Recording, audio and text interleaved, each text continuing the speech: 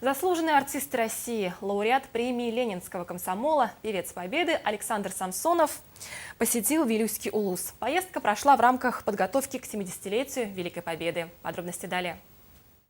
Народный артист Якутии Александр Самсонов начал встречи с учащимися школ, с ветеранами улуса с творческим проектом «Память бессмертна», посвященный 70-летию Великой Победы.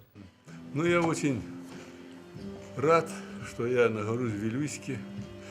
Папа мой Сунтарский, мама Нюрбинская, по Вилюю, по реке наша родова вся, знакомые и родственники находятся, живут.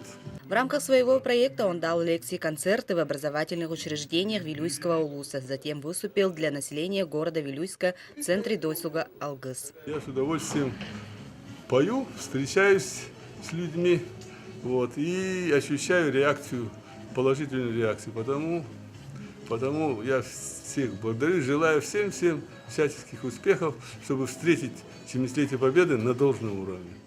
Жители нашего улуса бесконечно благодарны большому артисту Александру Самсонову за неоценимый вклад в дело патриотического воспитания подрастающего поколения, за сохранение святой памяти о великих годах в истории нашей страны. Анна Васильева, Иннокентий Колесов, НВК «Саха», Вилюйск.